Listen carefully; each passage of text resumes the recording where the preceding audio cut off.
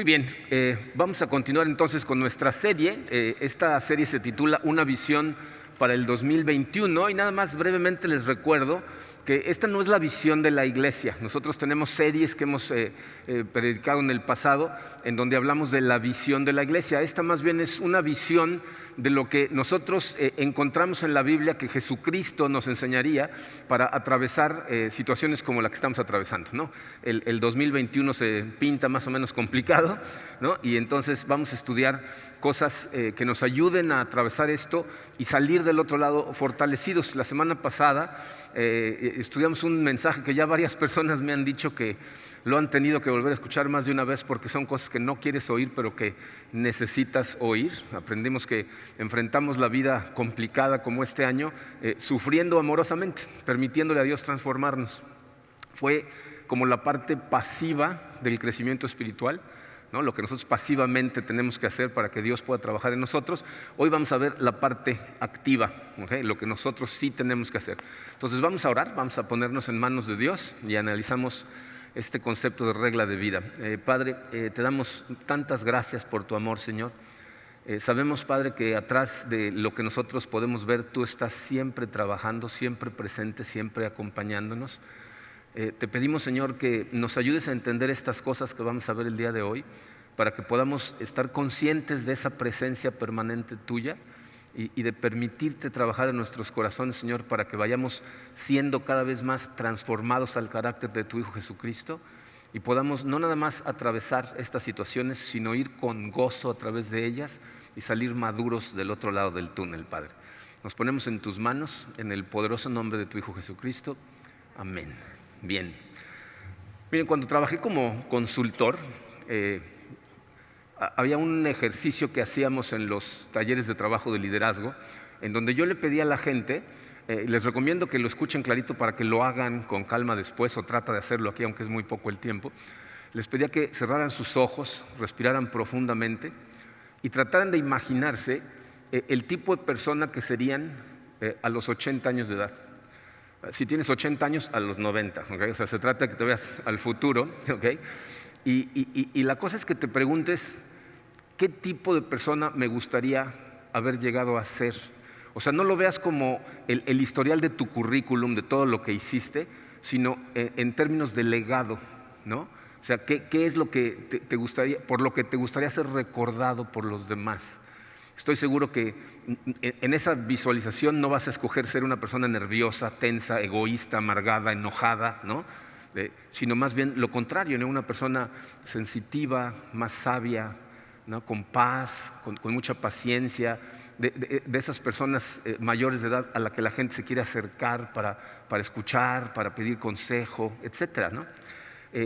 O imagínate en esa visualización que se acercan tus nietos o tus sobrinonietos si no estás casado y te dijeran dentro de 30, 40, los años que sean para que llegues a esa edad, tú viviste la pandemia del 2020, ¿no?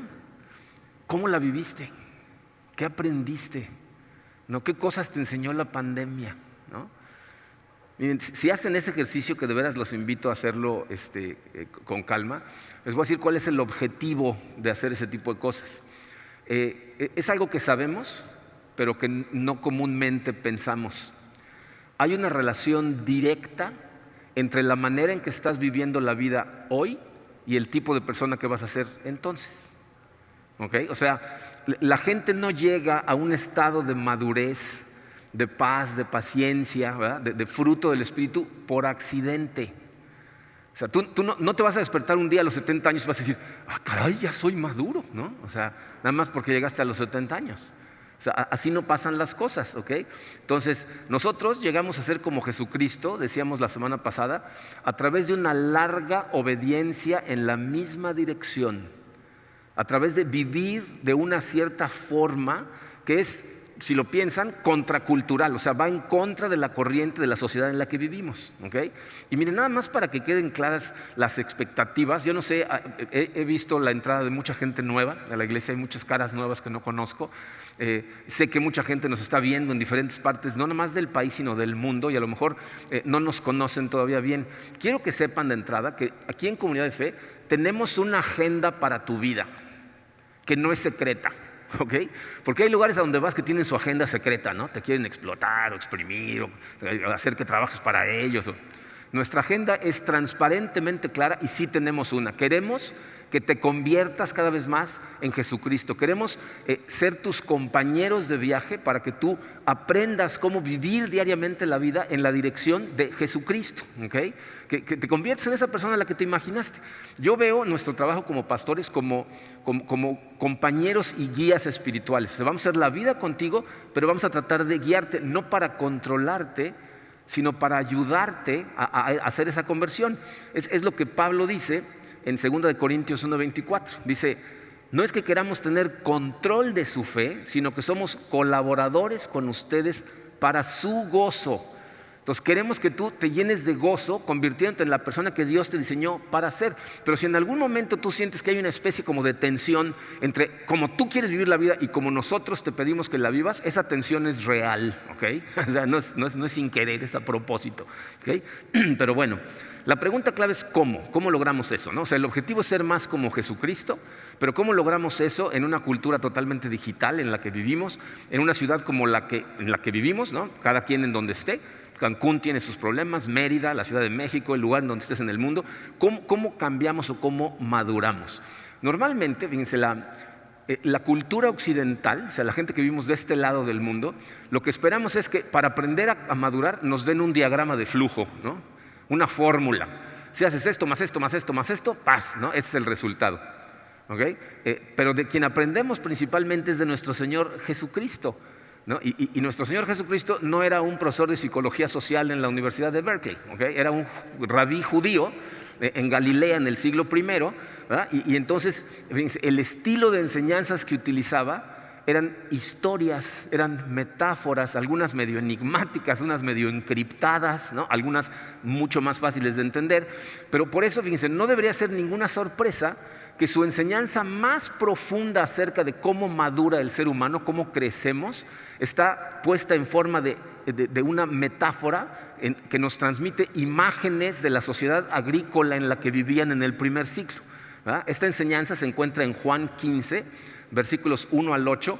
Vamos a leerla y vamos a platicar un poquito al respecto. Dice así, este es Jesucristo hablando, ¿ok? Dice, yo soy la vid verdadera y mi Padre es el labrador. Toda rama que en mí no da fruto, la corta, pero toda rama que da fruto, la poda para que dé más fruto todavía. Ustedes ya están limpios por la palabra que les he comunicado.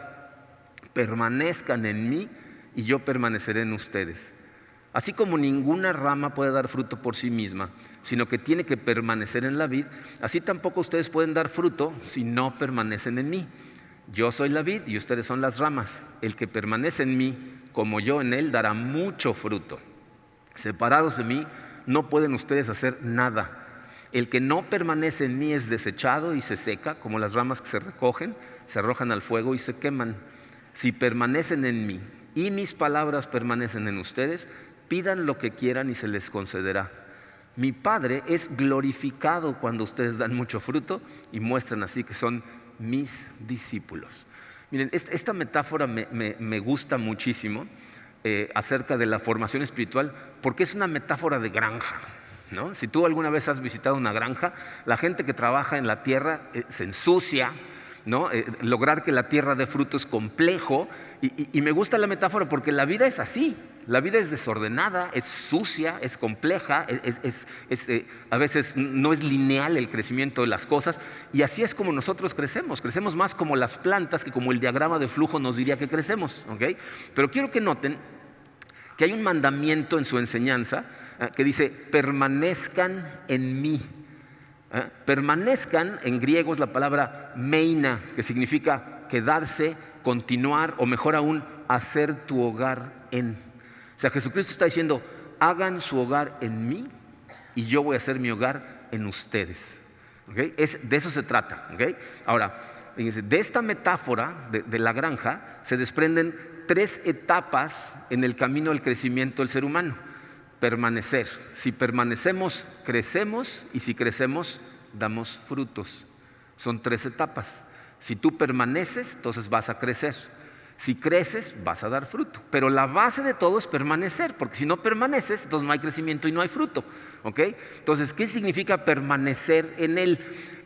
Hay un pensador, bueno, hubo, porque ya falleció, un pensador cristiano del siglo pasado, que se llamó Dallas Willard, y él lo explica de esta manera. Dice, lo primero y más básico que debemos hacer es mantener a Dios ante nosotros. O sea, la base de permanecer es mantener a Dios ante nosotros. Dice, es el secreto más fundamental para cuidar de nuestras almas. Nuestra parte en practicar la presencia de Dios es dirigir y redirigir nuestra mente consistentemente, constantemente hacia Él. Dice, al principio de esta práctica va a ser un reto por el peso del hábito de permanecer en cosas que no son Dios. O sea, tú y yo tenemos el hábito de dirigir nuestra mente todo el tiempo a cosas que no son Dios. Dice, pero son solo hábitos y pueden ser rotos. Puedes reemplazar ese hábito con un nuevo hábito, dando pasos intencionales para mantener a Dios ante nosotros. Dice, en breve nuestra mente regresará a Dios como la manecilla de una brújula regresa constantemente hacia el norte.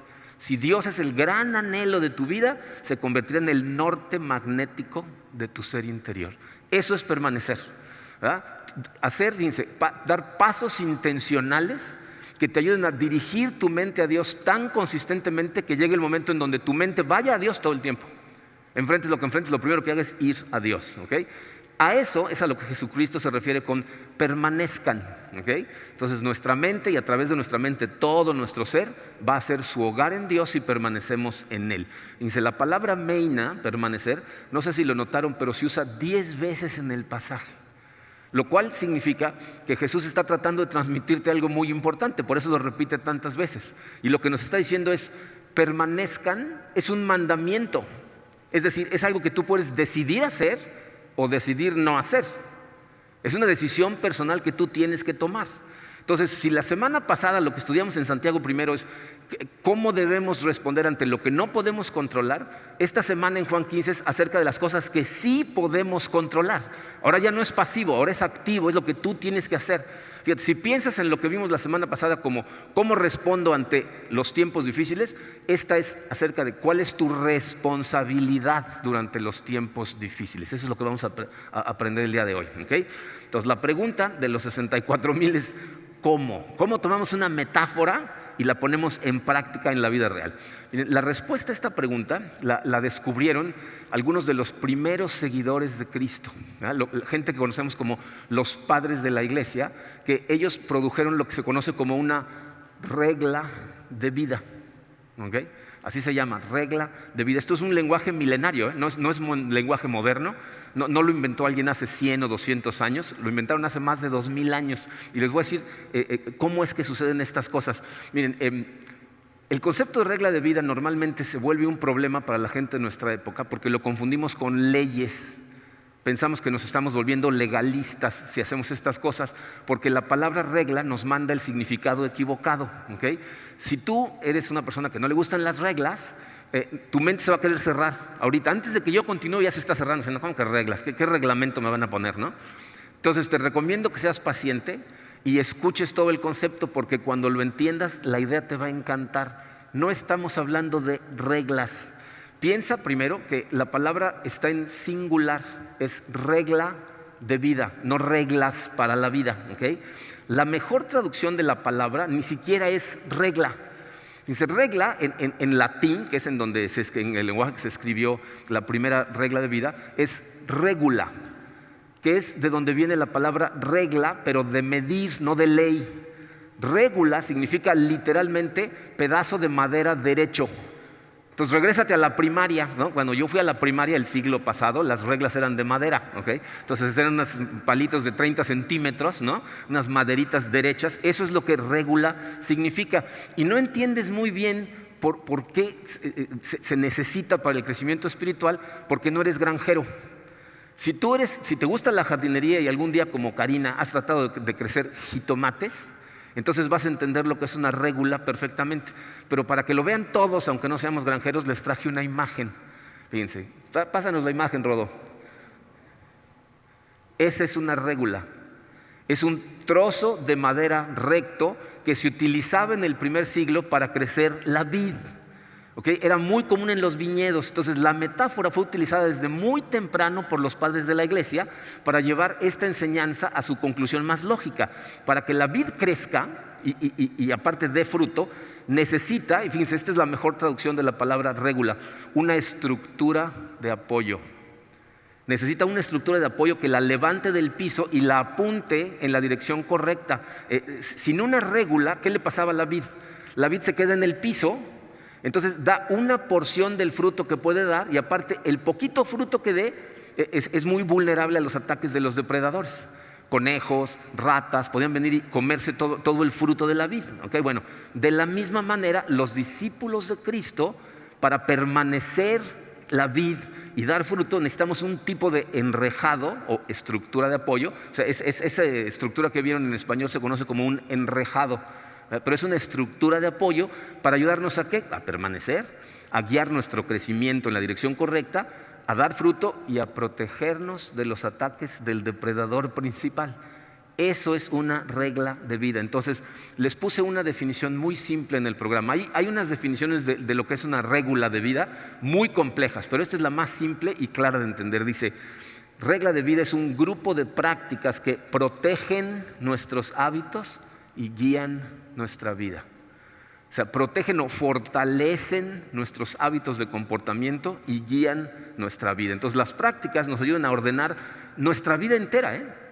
Como seres humanos tenemos 4 dimensiones. Tenemos la dimensión espiritual, mental, física y aparte relacional. Y la regla de vida está hecha para ordenar todo en tu vida. Entonces, si queremos nutrir nuestro crecimiento espiritual en la cultura actual en la que vivimos, vamos a requerir de un plan intencional muy bien pensado para nuestra vida espiritual, ¿okay? Y que nos lleve a convertirnos en esa persona que queremos convertirnos, ¿okay? En lugar del viejito enojón al que todos los nietos evitan, ¿okay? Que hay muchos en el mundo, ¿okay? Ahora, es importante también analizar por qué salió esta regla de vida, o sea, a quiénes se les ocurrió y por qué tuvieron que diseñar una regla de vida. Miren, aunque la idea de una forma específica de vida existe desde el principio de la iglesia, nada más que al principio la llamaban el camino, o sea, la forma de vivir la vida, nadie la escribió, o sea, no fue codificada una regla de vida hasta los siglos 4, 5 y 6. Y es muy interesante entender por qué fue necesaria, porque se van a dar cuenta de lo relevante que es para nosotros hoy, o sea, de la importancia que toman estas cosas hoy. Fíjense, en el siglo 4, en el año 312, el emperador romano Constantino decidió convertirse al cristianismo. Todos los historiadores cristianos y no cristianos dudan mucho de la honestidad de su conversión. Más que una transformación espiritual, fue el darse cuenta que controlar la religión cristiana significaba poder, porque en ese momento más del 50% del imperio romano ya era cristiano. Entonces, cuando empezó a extenderse así, él dijo, bueno, entonces yo también soy cristiano, ¿no? Y le cambió el nombre, ya no se llamaban cristianos, dijo, ahora nos vamos a llamar la Iglesia Universal, que es lo que significa en griego la palabra católicos, universal. Y entonces el líder político del Imperio Romano se convirtió en el líder religioso de la iglesia. Ese matrimonio entre la política y la iglesia tuvo resultados mixtos. Por un lado, algo positivo, dejaron de matar cristianos, ¿no? O sea, antes los quemaban, los echaban a los leones, ¿no? Entonces ahora ya no mataban cristianos. Pero por el otro lado, la iglesia empezó a flexibilizarse al mundo. O sea, la iglesia pasó de ser una minoría perseguida a una mayoría política. Y entonces el mundo empezó a invadir totalmente a la iglesia. Todos los valores del mundo, lo que hicieron es corromper a la iglesia, porque los políticos no tienen más remedio que estar tratando de tener cada vez más poder. ¿Okay? Entonces, después de que eso sucedió, rápidamente, por ahí del año 410, invadieron los visigodos el Imperio Romano y empezó el declive del Imperio Romano y se convirtió de pronto en un sistema de gobierno que era totalmente disfuncional, que dio lugar a lo que se conoce como la era de las tinieblas o la Edad Media. Fueron más o menos 1000 años en donde hubo un caos cultural, disturbios sociales, violencia, abuso de poder, sangre, pero también una corrupción tremenda en la iglesia, en donde los líderes de la iglesia lo que buscaban era poder, terrenos, en lugar de estar tratando de dirigir espiritualmente a la gente. Y entonces un grupo de cristianos, de creyentes que querían mantener su vida correctamente, se escaparon de la sociedad y se fueron a vivir al desierto, a lugares como el norte de África, Damasco, Siria, y surge lo que conocemos históricamente como los padres del desierto. Gente que sin querer inventaron la vida monástica, o sea, los monasterios, alejarnos, cortar totalmente nuestras ligas con la sociedad corrupta y amoral en la que vivían, y se encerraron en un monasterio, y entonces de ellos heredamos la regla de vida que ellos crearon para asegurarse de mantener siempre su camino espiritual correcto. ¿Por qué es tan relevante eso el día de hoy? Miren, hay gente muy inteligente que está haciendo unos paralelos impresionantes entre la Roma del siglo IV y V y lo que está pasando en el mundo occidental en general, pero en particular en los Estados Unidos. Yo no sé si vieron lo que pasó el miércoles, pero vimos prácticamente a Nerón echarle un cerillo a Roma, ¿no? O sea, estuvieron a punto de incendiar la sociedad allá, porque tienen un desastre. Y lo que me preocupa es que nuestro país es profundamente influenciado, no solo culturalmente, sino evangelísticamente hablando. Nuestras iglesias heredan las influencias de Estados Unidos. Entonces, lo que estamos viendo es la flexibilización total de la iglesia, en donde los valores del mundo ya se metieron a nuestras iglesias, ¿no? Y nada más véanlo, o sea, analicen lo que está pasando, ya sea que veas a los conservadores, que son una bola de hipócritas que condenan a la demás gente por pecados que cometen, pero ellos internamente están persiguiendo poder, tienen corrupción y luego los cachan que están haciendo los mismos pecados que los que condenan. O por el otro lado, los liberales extremos de izquierda que han aceptado la sexualidad del mundo como lo normal, en donde ya destrozaron el concepto de matrimonio, ya le cambiaron la definición y están ahora luchando para desaparecer el género. Hace 2 semanas escuché a un ignorante decir que el concepto de género, es decir, el concepto de hombres y mujeres, es un invento del ser humano. Necesita estar ciego, a mí literalmente, no ver bien porque unos son hombres y otras mujeres, ¿no? Pero o sea, todo lo que estoy tratando de decir es, si queremos que la iglesia de Cristo se mantenga en la dirección correcta y que nosotros como iglesia no empiecen a invadirnos los valores del mundo, entonces vamos a tener que crear un concepto que yo le llamaría neomonástico. O sea, no nos vamos a salir corriendo a la jungla, ¿verdad?, para vivir en una comunidad alejada. Eso no es lo que Jesucristo nos pidió. Nos dijo, vivan en el mundo sin ser del mundo. Eso es lo que perseguimos hacer. Pero de alguna manera tenemos que crear una comunidad tan fuerte que te ayude a aislarte de la influencia del mundo. Vivir en el mundo, pero sin permitir que se meta por todos lados, ¿okay? Entonces, como líderes de la iglesia, nosotros queremos invitarlos a crear una regla de vida, una estructura de apoyo, ¿verdad?, que te ayude verdaderamente a seguir en la dirección correcta. Esta evidentemente es una invitación.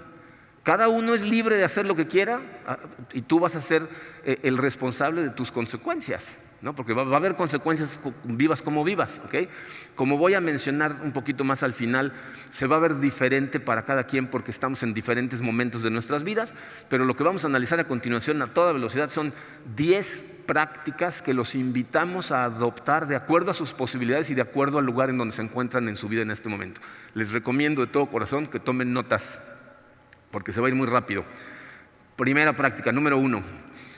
Inicia el día en silencio con lectura y oración. Empieza tus días en silencio total con una lectura, puede ser un salmo, puede ser un pasaje de la Biblia. No te estoy diciendo que ese sea tu momento de estudio de la Biblia, eso lo puedes hacer después. Pero antes, fíjense, esto se los hemos dicho 1000 veces. Les voy a decir lo que estamos intentando Karina y yo desde el principio de este año con esta regla de vida. Estamos haciendo lo posible por acudir a la palabra y después comunicarnos con Dios en oración antes de conectarnos absolutamente a nada digital. Antes de que veas Facebook, Twitter, Instagram o prendas la televisión, necesitas tener un ratito de oración después de leer tu Biblia con Dios, ¿okay? Miren, para mucha gente es una tentación espantosa las redes sociales. Se aprenden lo primero que tienen que ver qué está pasando, ¿no? Con todos mis vecinos y mis amigos, ¿no? Entonces necesitas romper ese hábito y acudir a Dios antes. Y aquí pues hay varias recomendaciones.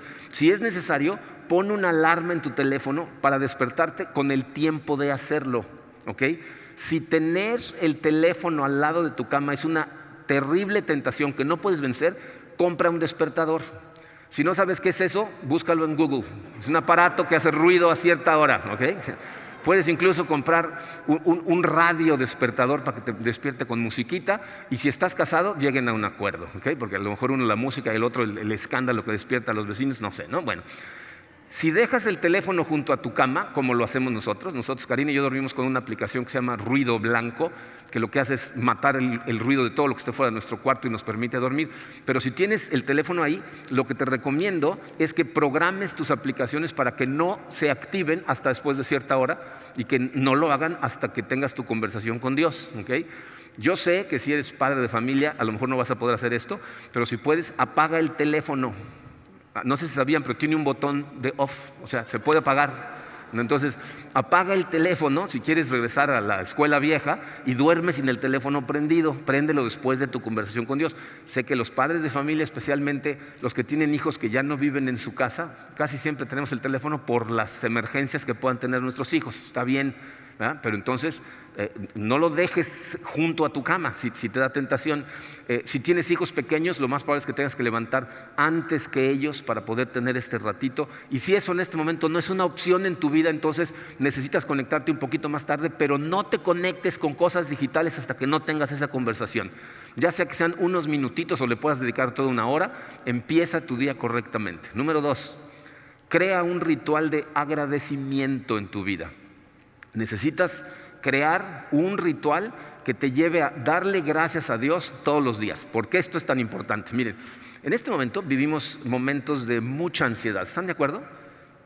O sea, la incertidumbre acerca del futuro nos tiene ansiosos. Y las enseñanzas de Jesucristo, al igual que las enseñanzas de Pablo, son la forma de pasar de la ansiedad a la confianza profunda en Dios, es la gratitud. ¿Por qué la gratitud tiene esa capacidad? Porque fíjense, la ansiedad es lo que surge de pensar en lo que no sabemos si vamos a tener en el futuro. Pero la gratitud es el concentrarte en lo que sí tenemos en el presente gracias a Dios. Entonces, cuando te concentras en las cosas que sí tienes, es una forma de regresar al momento presente y recordar lo bueno que es Dios, lo maravillosa que es tu vida, que es muy fácil de olvidar, y fortalecer mi confianza en Dios. ¿Okay? Entonces, pues aquí hay varias cosas que pueden hacer. Karina, cuando dábamos las pláticas para damas de comunidad de fe, las retó a que todos los días se levantaran y pensaran en 3 diferentes razones para darle gracias a Dios cada día. Trata de buscar 3 cosas diferentes todos los días. Es un método excelente. Te vas a empezar a dar cuenta de cuántas cosas tienes que agradecer. Una práctica que encontré esta semana que estaba preparando esto, dice, esta persona sugiere una cosa que me pareció maravillosa, la empecé a aplicar y la estamos aplicando Karina y yo, y la verdad no saben cómo funciona. Siéntate a pensar en los 10 momentos más bonitos de tu vida, cuando más gozaste en tu vida. Entonces yo me puse a analizar y pues me acordé de nuestra boda, ¿verdad? Me acordé de ciertos viajes que hemos hecho Karina y yo alrededor del mundo por trabajo mío. Me acordé de las bodas de mis hijas, me acordé, o sea, de ciertos momentos que para mí, nuestra renovación de votos con muchos de ustedes, ¿no? Y entonces lo que haces es, dejas que esa memoria corra por tu mente, atraviesa lo más posible y vas a ver cómo sales de ahí con un gozo en tu corazón. Y gracias, Señor, porque me has dado estos momentos tan maravillosos. Entonces, siéntate a pensar en estas cosas. Otra idea es no nada más ser agradecido con Dios, sino con otras personas. Yo conozco a gente que semanalmente escribe una nota de agradecimiento a alguien cada semana. Ya sea que mandes un mensajito de texto, una tarjeta, o le eches una llamadita, agradecerle a alguien por lo que sea, llena el corazón de los dos. Pero el objetivo es ser agradecidos disciplinadamente. O sea que cada semana, todos los días a Dios y por lo menos una vez a la semana a alguien más. ¿Okay? Eso te pasa de la ansiedad al gozo. ¿Okay? Número 3. Este va hacia nuestra área física. Haz ejercicio o sal a caminar. Haz ejercicio o sal a caminar. Yo sé que cuando hablamos de crecimiento espiritual y luego hablamos de ejercicio, como que suena raro, ¿no? Dices, ¿y eso qué tiene que ver espiritualmente? Créanme que no están conectados. O sea, hacer ejercicio lo que hace es activar tu cuerpo. Estamos en una era tan digital que estamos literalmente desconectando a nuestro cuerpo. Ahora, yo sé que muchos no hacen ejercicio, ¿no? En las mañanas 3 movimientos así ya hicieron ejercicio. Y otros sí hacen ejercicio, pero te voy a decir cuál es la diferencia. Tienes que hacerlo intencionalmente como forma de conexión espiritual en algún momento de tu ejercicio. O sea, tienes que conectar con Dios. Yo, por ejemplo, practico taekwondo, ¿okay? Y en el taekwondo, al principio de todas las clases, el maestro dice, vamos a hacer una meditación. Pero no te dicen en qué meditar. Entonces cada quien medita en lo que quiere. ¿Y qué hago yo? Pues en esa meditación le doy gracias a Dios, pongo mi cuerpo en sus manos, le doy gracias por la salud en la que gozo, le digo, este ejercicio te lo dedico a ti, Señor, y estoy ahí unos segundos nada más pensando en Él. Entonces mi ejercicio es totalmente diferente cuando tengo esa comunión antes de empezar. ¿No? Karina, que practica yoga y pilates, en los momentos en que los maestros dicen, ahora relájense y meditan, ¿qué hace? Ora, se pone en contacto con Dios, le da gracias a Dios, le pide al Espíritu Santo. O sea, la cosa es que tú te comuniques con Dios antes de hacer tu ejercicio, ¿okay? El otro consejo que puse ahí, sal a caminar. Miren, esta es una de las mejores prácticas que pueden hacer. Como resultado de la pandemia, Karina y yo adoptamos una rutina de alimentos diferente. O sea, antes comíamos 3 veces al día y ahora comemos realmente 2:30, ¿no? Porque en la mañana comemos una frutita, desayuno un poco más tarde y luego como a las 5 cenamos y es la última comida. Después de esa comida salimos a caminar todos los días. No saben la diferencia que ha hecho para empezar en nuestra salud, porque tu sistema digestivo funciona mucho mejor si después de comer sales a caminar, pero aparte tenemos unas conversaciones profundas sin ninguna interrupción, más que cuando el perro quiere hacer del baño. Esa es la única interrupción que tenemos en nuestras caminatas, pero es súper sano. Miren, estuve leyendo otra vez acerca del ejercicio aeróbico esta semana y fíjense todo lo que hace. Regula tu presión, libera endorfinas, reduce la ansiedad y le permite a tu cerebro procesar emociones de forma balanceada, lo cual te libera para conectar espiritualmente de una manera más profunda. Entonces, haz ejercicio, sal a caminar. Número 4, elige una actividad que requiera tu enfoque total. Escoge una actividad de entretenimiento que requiera de tu enfoque total. Miren, el objetivo de esto es escoger una que tengas que estar enfocado a tal grado que pierdas el sentido del tiempo y requiera tu total atención. Algo que realmente disfrutes hacer, ¿no? Puede ser jardinería, puede ser pintar, hacer barquitos a escala, puede ser cocinar solo o en equipo, aprender a tocar un nuevo instrumento, jugar ajedrez, etcétera. O sea, aquí de lo que se trata es algo que disfrutes, de la manera en que lo leí en un libro en donde encontré estas cosas, decía, algo que le inyecte gozo a tu alma. O sea, que lo veas como tu momento de gozo de la semana, si es semanal, o del día, si es que lo haces más seguido, pero que lo disfrutes profundamente. Okay, nosotros, por ejemplo, una de nuestras actividades favoritas es cocinar. O sea, la gente dice, ¿qué hacen en su día libre? Vamos, compramos ingredientes y nos metemos a la cocina a cocinar juntos. Y lo disfrutamos increíblemente mientras cocinamos y luego cuando nos lo comemos, ¿no? Pero otra vez, fíjense, igual que el ejercicio, es presentarte ante Dios con tu actividad y lo veas como tu momento de gozo. Miren, el gozo sano es importantísimo en tu vida porque es una de tus armas más poderosas contra las tentaciones del enemigo.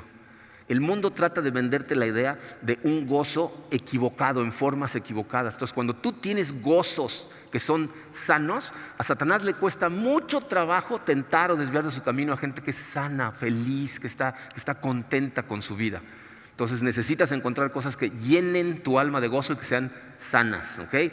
Número 5. Establece un punto de contacto relacional consistente. Esta es una de las claves del crecimiento espiritual y una de las que es más complicada.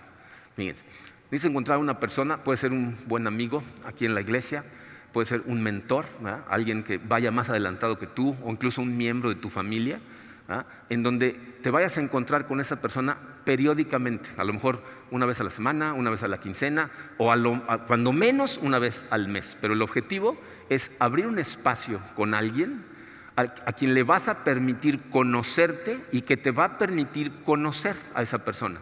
O sea, en donde se van a abrir. Miren, aquí lo que necesitamos aprender es llegar al 5.º nivel de comunicación. No sé si esto lo hemos platicado antes, creo que no, pero hay 5 diferentes niveles de comunicación. El primero, el más superficial, es lo que se llama cliché, o sea, lo típico. Hola, ¿cómo estás? Bien, ¿y tú? También bien. ¿No? O sea, nada. No hay realmente comunicación. El segundo nivel es datos. ¿Qué hiciste ayer? ¿Qué va a hacer mañana? ¿No? ¿Cómo te fue? Simplemente datos. Número 3 es opiniones e ideas, ¿no? ¿Tú qué opinas que va a pasar ahora? ¿No? ¿Quién crees que vaya a ganar en tal cosa? ¿No? ¿Cómo crees que vas a salir la iglesia de esta situación? O sea, esas ya son opiniones acerca de lo que está pasando en el mundo, es un poco más profundo. El 4 ya es un nivel más elevado, que son sentimientos, valores y sueños. ¿Ah? Semanalmente, ¿cómo te sientes? Identifica los sentimientos y por qué te sientes así. ¿Qué cosas son las más importantes para ti, tus valores? ¿Qué quisieras que sucediera en el futuro, tus sueños? Eso ya es más profundo. El 5 y el más difícil de conseguir es miedos y confesiones. Estoy batallando con esto, me tropecé con esto, tengo pánico de que me pase esto, que sucede en esto. Ahí ya estás bien, llegaste a hablar de quién eres, no de qué te pasa, no de qué viste, sino de qué hay en tu corazón. Y cuando llegas a ese nivel, la comunicación es profunda y transformante, porque le abres la posibilidad a esa persona de preguntarte: ¿cómo te va con la batalla que me contaste? ¿Qué pasó? ¿No? ¿Qué estás haciendo al respecto? ¿Cómo te ayudo? Entonces necesitan tener un punto constante relacional que les ayude a transformarse. ¿Okay? Número 6, limita la cantidad de noticias que consumes.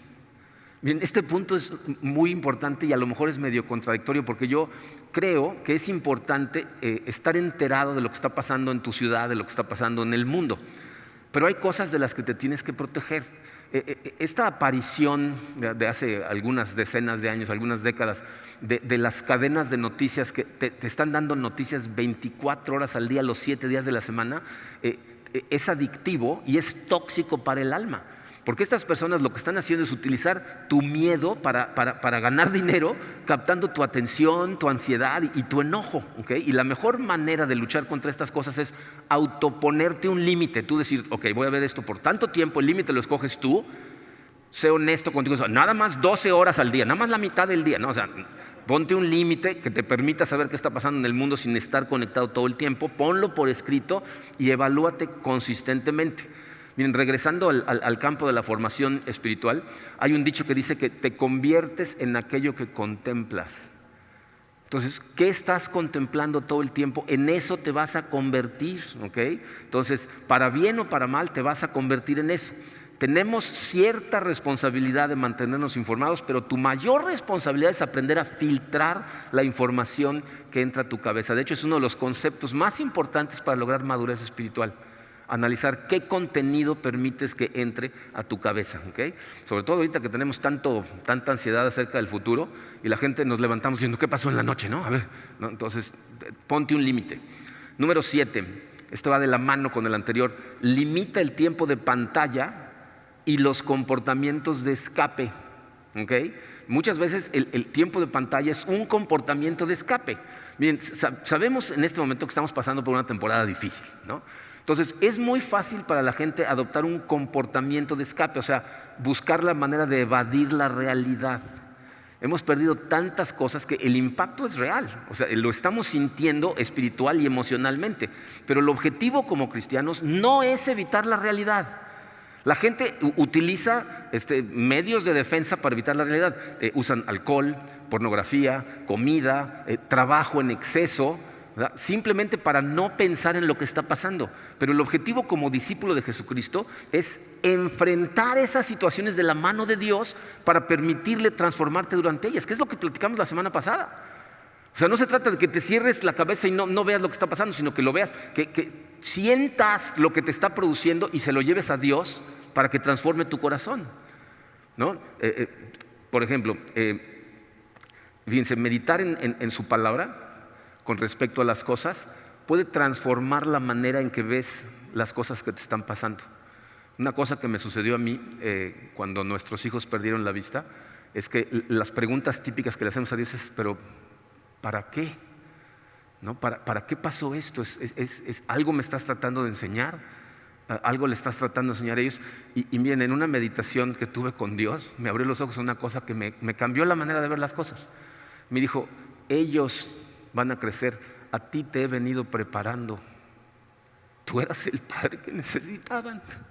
Y si no estabas preparado, te iba a devastar. De pronto lo vi de otra manera. Dije: para eso estoy aquí, para ser su padre, para estar con ellos en todo momento. Ya lo veo de otra manera. El trabajo de crecimiento para ellos es sufrirlo, para mí es sufrirlo con ellos, pero en la dirección correcta.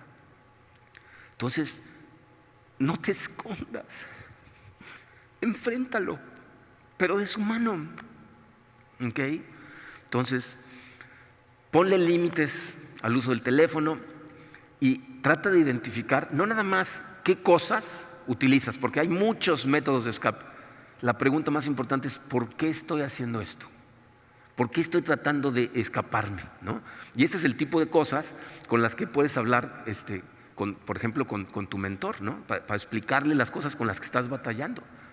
¿Okay? Entonces, ¿por qué utilizo estas cosas? Nadie está libre de estas situaciones, todos caemos en ellas, así que sé honesto contigo mismo. ¿Okay? Número 8, ora y ayuna regularmente.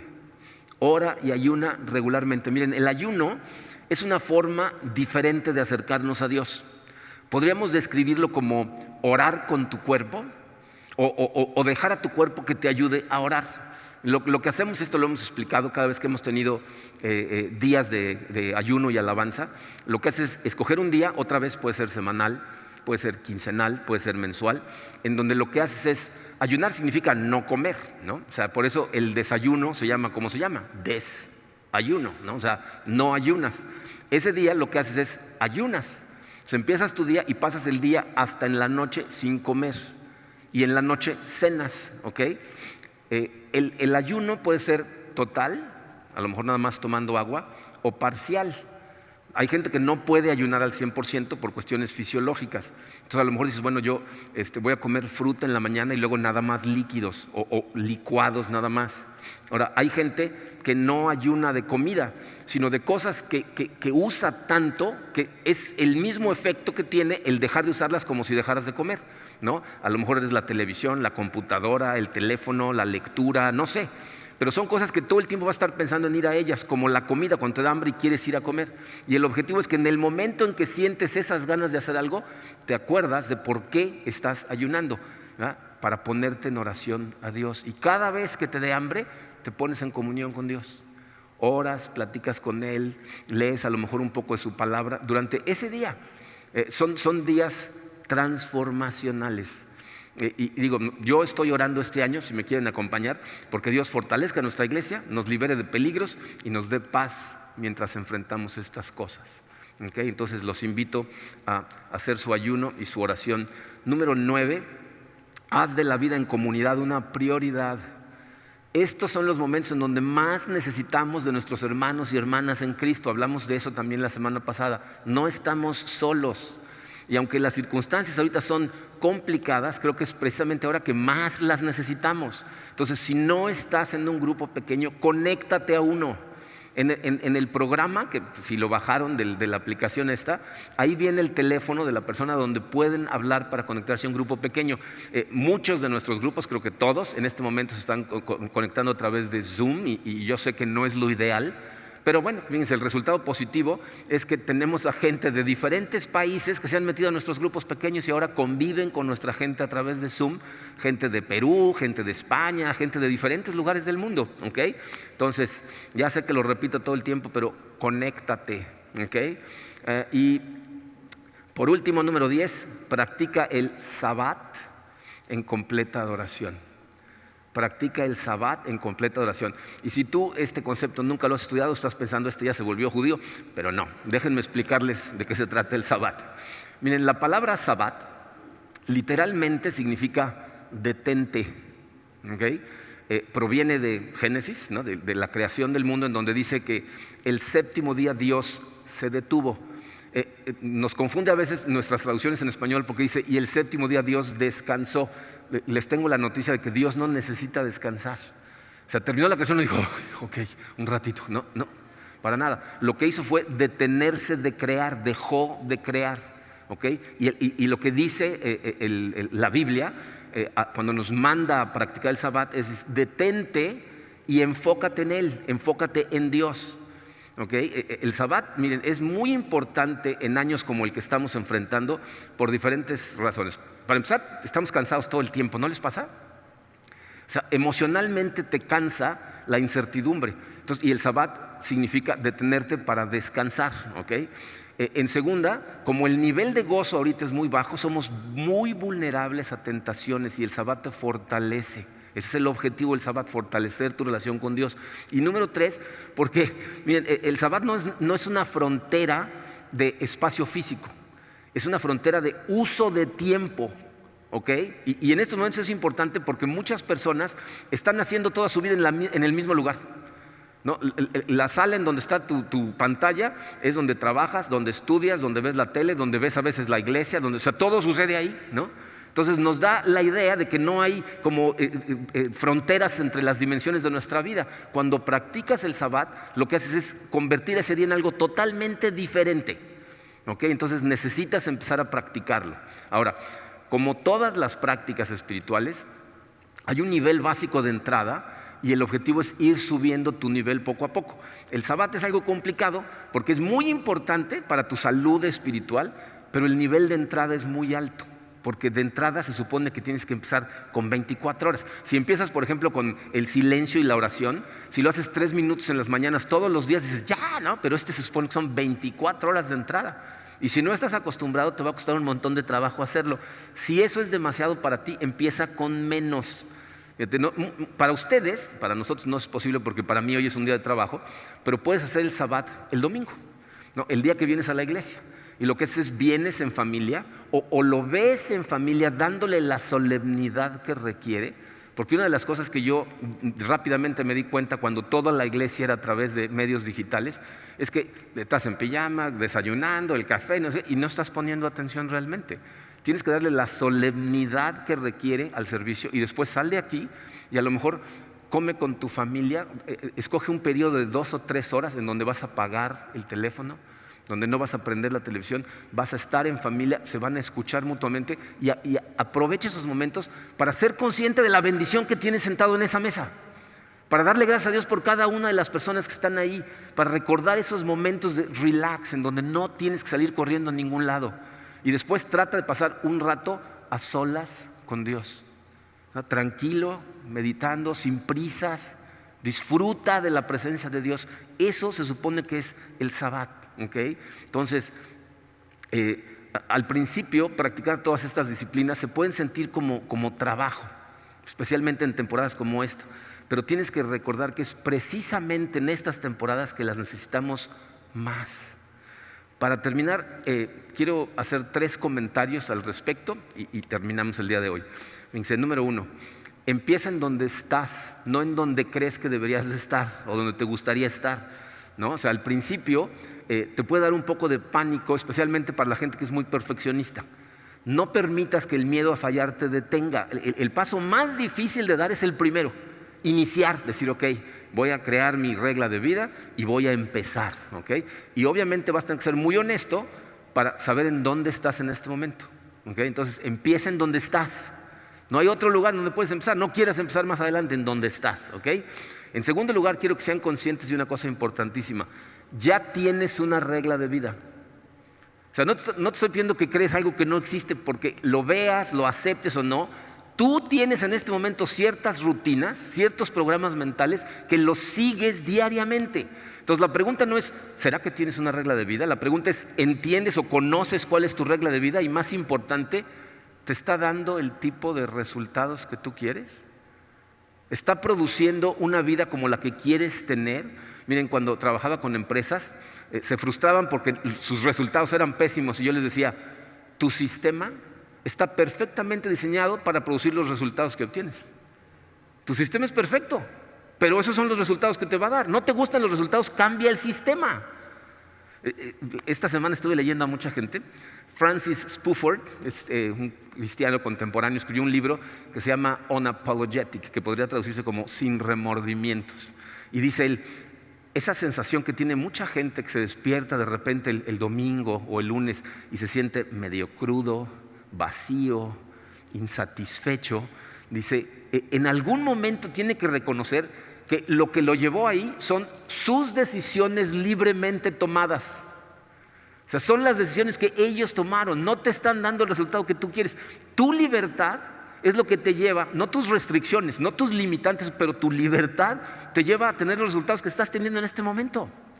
¿Saben cuál es un problema grande que tenemos ahorita en la sociedad? La sociedad en que vivimos ha redefinido el concepto de libertad. Para nosotros como cristianos, ¿verdad?, la libertad la aprovechamos para perseguir lo bueno, para hacer lo que Dios quiere que hagamos, para vivir para Él. Para eso nos liberamos de la esclavitud que teníamos a adicciones, a ciertas cosas, ¿no? Para el mundo, libertad es hacer lo que me dé la gana mientras no le haga daño a nadie, que curiosamente se parece más a la descripción en la Biblia de lo que es esclavitud. Pero eso es lo que la gente piensa. Entonces en nuestra sociedad, cualquier tipo de restricción, especialmente si viene de afuera, si viene de la Biblia, si viene del gobierno, si viene de una regla de vida, lo vemos como una amenaza contra nuestra libertad. Y de una manera que a mí me cuesta ahorita trabajo entender, pensamos que esa amenaza a nuestra libertad es una amenaza a nuestra felicidad. O sea, la gente como que piensa, libertad es hacer lo que yo quiera y hacer lo que yo quiera me va a hacer siempre feliz. Si tú piensas así y te está funcionando, adelante, no me escuches. Pero si te estás levantando de vez en cuando preguntándote, ¿y será que esto es todo en la vida? ¿Por qué me siento tan vacío? ¿Por qué sigo repitiendo comportamientos que son autodestructivos? Tus decisiones tomadas libremente son lo que te está llevando ahí. Una regla de vida es una invitación a definir la libertad de una manera diferente, fíjate. Es donde voluntariamente te autoimpones una serie de restricciones que con el tiempo te van a hacer libre. Esa es una regla de vida. No se debe de sentir como ley, ¿no? Legalismo, cosas que si se empieza a hacer así de que esto es un legalismo, no va a funcionar. Tienen que ser cosas que tú sabes que necesitas en tu vida y que empiezas a practicar y que te hagan sentir libre. Y el tercero y último comentario es, hazte la idea de que esto va a durar un rato, ¿eh? Al principio de la pandemia le decía yo a Karina, ¿cuántas semanas vamos a estar así? Semanas, ya llevamos casi un año, ¿ok? Entonces trata de buscar formas, no de reaccionar a corto plazo pensando que esto ya se va a acabar, sino de atravesar dando fruto estas cosas que en el mejor de los casos van a ser a medio plazo, ¿ok? Bueno, quiero dejarlos con una imagen mental para que vean a esta regla de vida de una manera diferente. Piensa en la regla de vida como si fuera el ancla de un barco que está anclado en la bahía. Fíjate, un barco que está anclado en la bahía, tiene el ancla puesta, no siente la presencia del ancla a menos que ¿qué? Que una corriente externa trate de moverlo de donde tú quieres que esté. De la misma manera, una regla de vida bien adoptada, o sea, cuando tú empiezas el hábito de regla de vida y empieza a convertirse en tu forma natural de vivir, ni la vas a sentir su presencia, a menos que ¿qué? A menos que algo externo empiece a tratar de sacarte de tu camino, ¿no? Por ejemplo, la oración. Para mí orar en las mañanas no es ninguna carga. Levantarme y conectarme con Dios es algo que hacemos ya de forma natural, a menos que de repente están pasando circunstancias en mi vida. Cuando me doy cuenta no estoy orando. O sea, ahora me costó trabajo regresar a orar. Significa que algo me está empujando y necesito de mi ancla. Entonces, una regla de vida te va a anclar a la vida a la que Jesucristo te vino a invitar para que vivas lleno de gozo, amor y paz. Esa es la invitación. Vamos a orar. Padre, te damos gracias, Señor, por todas esas personas a las que en algún momento de la historia tú inspiraste para poner estas cosas por escrito. Te damos gracias por tu palabra, Señor, que es lo que de forma más clara nos enseña estas cosas. Te pedimos, Señor, que estés con nosotros y nos ayudes a sentarnos, a tener la fuerza de voluntad de sentarnos y crear nuestra regla de vida. Sé, Señor, que al principio esto no es algo fácil, no tenemos la costumbre, aunque tenemos una regla de vida.